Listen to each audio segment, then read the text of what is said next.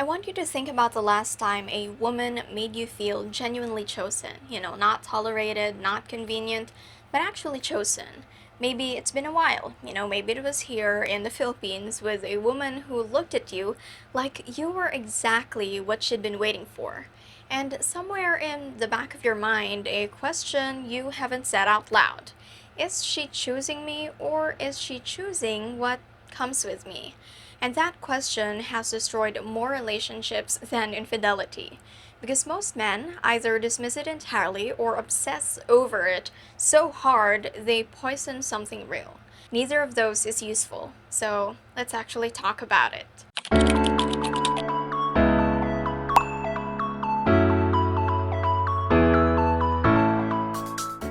Hi guys, it's Dee and welcome back to the channel. If the question I just asked made you uncomfortable, you're the exact person this video is for. Subscribe because that's what I'm here for.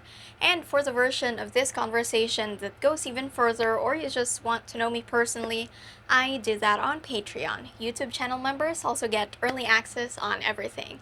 And here's what we're doing today. We're looking at the actual architecture underneath cross-cultural attraction, the economic layer, the psychological layer, and the fact that this dynamic is not unique to the Philippines. It happens everywhere conditions like this exist. What's specific here is the scale of those conditions and the cultural wiring that runs alongside them. Now let me start with this first before anything else. A woman who grew up watching her mother skip meals to make school fees work is going to approach relationships with a different set of filters than someone who didn't. And this is usually what survival looks like when it's been modeled for you your entire life. Philippine Statistics Authority, or the PSA data, puts median family income in the Philippines at around 22,000 pesos a month, and for a whole family. In provinces, it of course drops further. A public school teacher, again, a stable, educated professional, starts at roughly 27,000 pesos under salary grade 11. A nurse in a provincial hospital might earn 16 to 25,000 pesos, and the peso figures matter less than the context because these are people doing skilled, essential work, and they're still financially fragile. Now, you, as a retired Western man on a pension, are often not wealthy by your own country standards, right? You drive an average car, you live in a regular house or apartment, but your monthly income lands here and it is structurally transformative. Not necessarily because you're rich, I'm sure some of you are, but this is often because the gap between where you are and where most people here are is genuinely enormous. Now, I want you to understand this about Filipino women specifically. The financial pressure isn't just personal. There's a concept here called utang na loob, which gets translated as debt of gratitude, but that translation is too small for what it actually is. It's an ethical obligation system, and your parents raised you, therefore, their comfort is your responsibility as long as they live. Your sibling needed help, you helped. Now their verse is expected without discussion. And this doesn't end, it compounds. And in families where there isn't much money, the person who finds a way to earn or access more doesn't get to keep it. They become the source. Now, a 2022 Sun Life survey found that roughly 7 in 10 Filipino workers are supporting at least one family member. For women, this obligation is often felt more acutely because Filipino gender norms simultaneously tell them to be providers and caretakers and emotionally available and self-sacrificing, especially if the woman is the firstborn. The whole system runs on their labor, emotional, and financial. So when a Filipino woman looks at a foreign partner and feels something warm and hopeful, some of that is absolutely about you. And some of it is about what your presence represents in the middle of all that weight. Separating those two things cleanly is harder than most men want to admit. Now, I want to stop here and say something that the more cynical corners of the expat internet never say. This is not a sole Filipino trait, okay? This is a human response to economic inequality in romantic contexts. Go to rural Eastern Europe, go to Latin America, go to parts of Southeast Asia where the wage gap between local income and Western pensions is just as dramatic. You will find the same dynamic. You will find women who are drawn to men who represent stability in ways that are genuinely hard to disentangle from pure romantic attraction. The Philippines is not special in this at all. It may look like that in the surface, but it's not just the Philippines. The Philippines, just like other Southeast Asian countries, is just where a lot of Western men over 50 happen to be looking right now. So maybe that's why it looks enormous. What is specific to Filipino culture is the emotional packaging. Filipino women are raised in a culture that prizes warmth, accommodation, and relational attentiveness at a level that can feel almost overwhelming if you're coming from a Western context where emotional indifference is the default. So when you arrive here and a woman treats you with consistent warmth and genuine attention, the temptation is to read it as proof of something personal and profound. Sometimes it is. Sometimes it's culture doing what culture does, which is train people towards behaviors that are rewarded. And I'm not saying that the warmth is fake, okay? I'm sure there are people that are genuinely warm and that genuinely love you. I'm saying warmth is the baseline here and it is also not the signal. You have to go past warmth to actually figure out what you're dealing with. And I'll tell you what else is specific here in the Philippines: the colonial history. I know you're probably tired of hearing this, but it really has an effect on how people live daily here. It's embedded in us. 400 years of Spanish rule, followed by American occupation, deposited a very particular thing into Filipino psychology, which is that Western tends to equal better. Better looking, better living, more aspirational.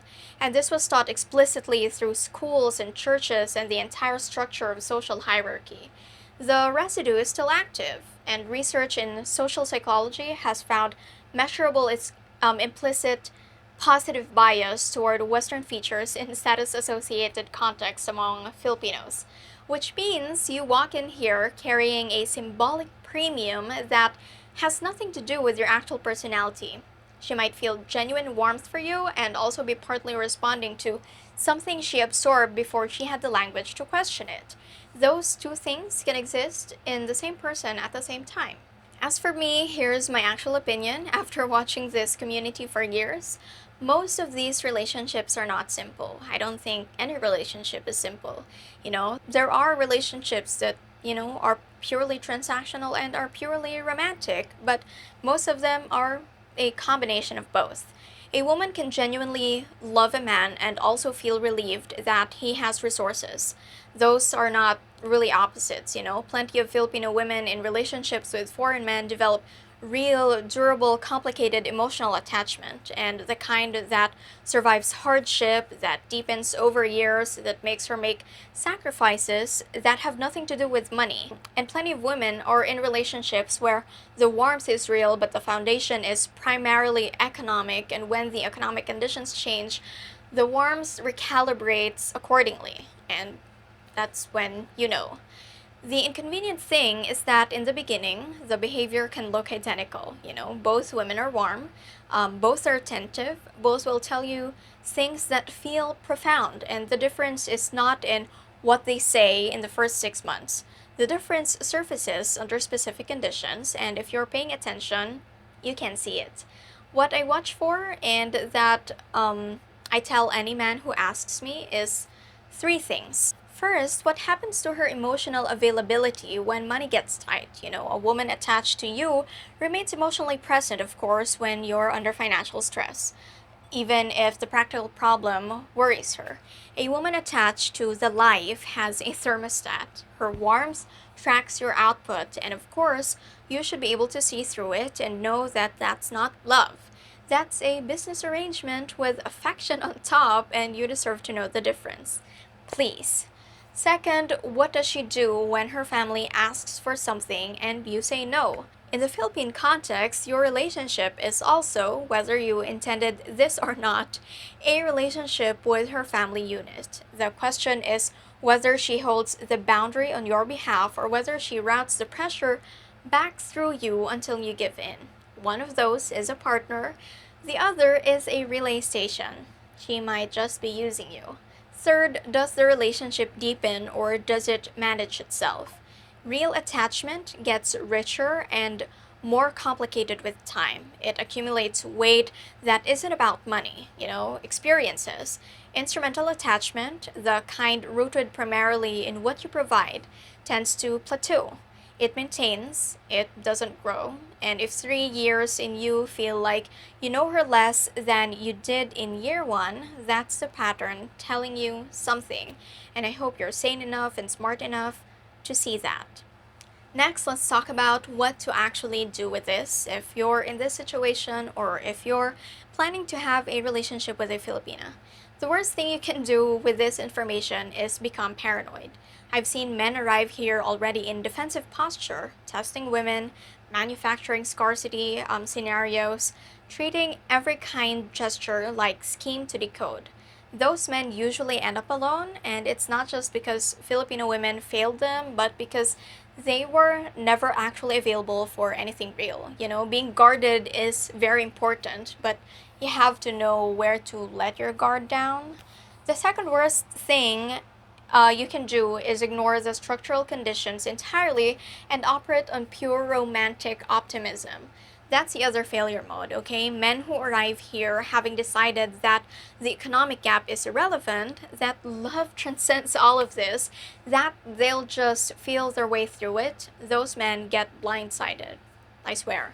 The structure doesn't care about your feelings about it, and it operates whether you acknowledge it or not. What actually works is having the conversation early, but not an interrogation, a real conversation before you're deep in about what you're willing to offer, what family obligation looks like in her world, what she's looking for in a partner beyond the obvious things. Men who avoid this conversation in the beginning spend years having it at much higher cost, usually after trust has eroded and resentment has already formed. Now, take your time and widen your sample. The Philippines is a big country with a lot of people who aren't actively looking for a foreign partner. Sometimes, when you're actually not looking, that's when and where you find them. Community contexts, professional settings, church networks, neighborhood life, these give you access to women who are simply living their lives, not performing for an audience of potential foreign partners. The information you get from those interactions is different. Use it. And one more thing, if you're a man for whom part of the appeal of being here is being valued after years of feeling invisible at home, and there is really no shame in that. Many men who come here are dealing with exactly that, that's an open information. Be honest with yourself about how that need is shaping your judgment. A man who is starving for a particular kind of attention will pay almost anything to keep receiving it, including not looking too closely at what's actually there.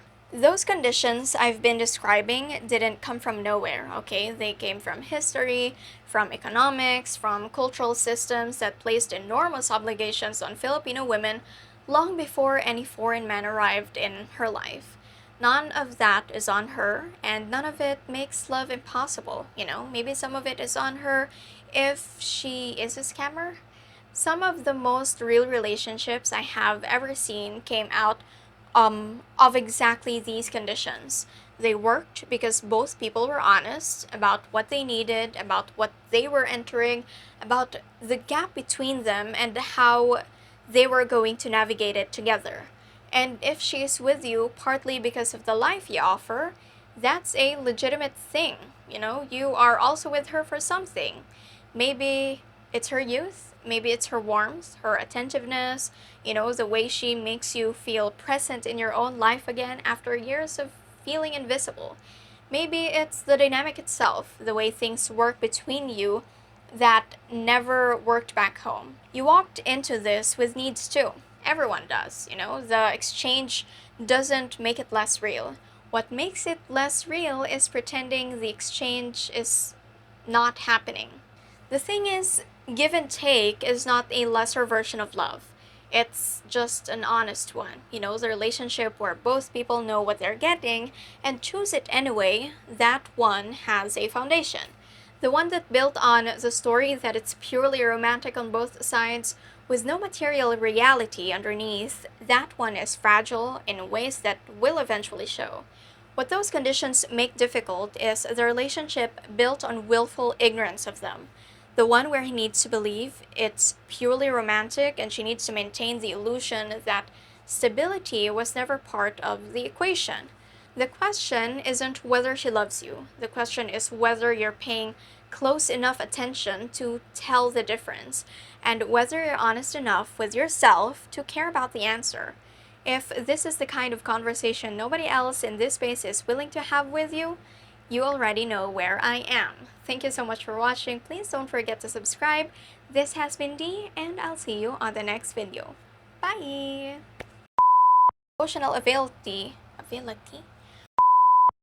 Third, does the third is qualitatively.